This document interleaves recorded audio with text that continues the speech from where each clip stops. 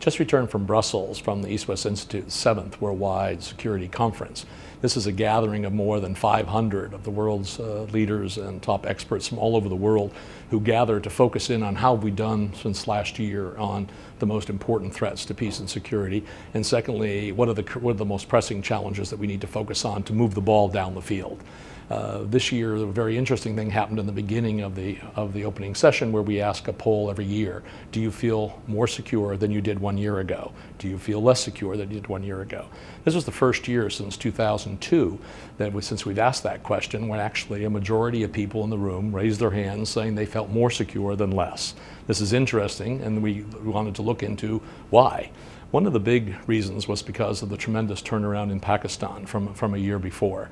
You have very, very dramatic changes happening within Pakistan and between Pakistan and its neighbors, which are seen as very positive. The Pakistani delegation, headed by its foreign minister, Qureshi, and you can see some of his remarks on the Institute's website, made a very strong commitment to the fact that this is the year. This is the year for turnaround and for really turning around the tide of violent extremism and of dealing with the toughest terrorists and others who support them. One of the questions the Afghan government officials raised was whether or not Pakistan was indeed prepared to help them with the process of reconciliation, of which the international community has bet everything we have in the House on the reconciliation, this being the year for reconciliation with Afghanistan and turning the tide in Afghanistan. There was very strong assurances from the Pakistanis and some very helpful and healthy discussion in the private sessions at the European Parliament in our meeting about what this all meant.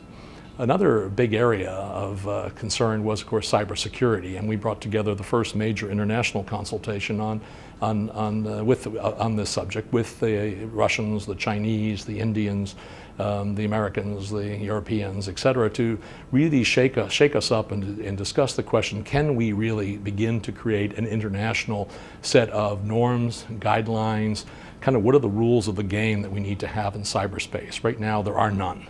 And so the question is, what do we really start to do, and how do we get the key players from the emerging East to actually be full partners with the West in getting this done? And this was very, very heartening. And a number we had an instant polling device for the experts and officials who were there, and there were a couple things that I thought were particularly interesting. One was how inevitable is a major crippling cyber attack that has international implications. 56% of all the participants said that it was going to happen, it was inevitable, and it was going to happen before too long.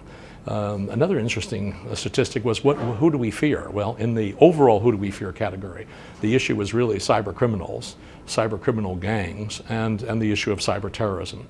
When it came to what states had the capacity to actually launch crippling cyber attacks, there were two countries that are way out and beyond all the others. One was China and the other was the United States, in that order, but not very far apart in terms of the percentage of votes that they got. And finally was that the final conclusion was at the end we asked people, are you more or less heartened that international cooperation is actually possible in cybersecurity? Can we actually do it?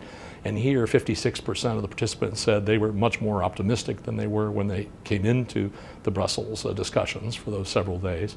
And about a third said they remained unchanged, and largely that was that it's going to be exceedingly difficult. In any case, these two key issues and a number of other things we discussed just showed the importance of 2010 for global peace and security, and we've got a big agenda, and we've got some big work to do.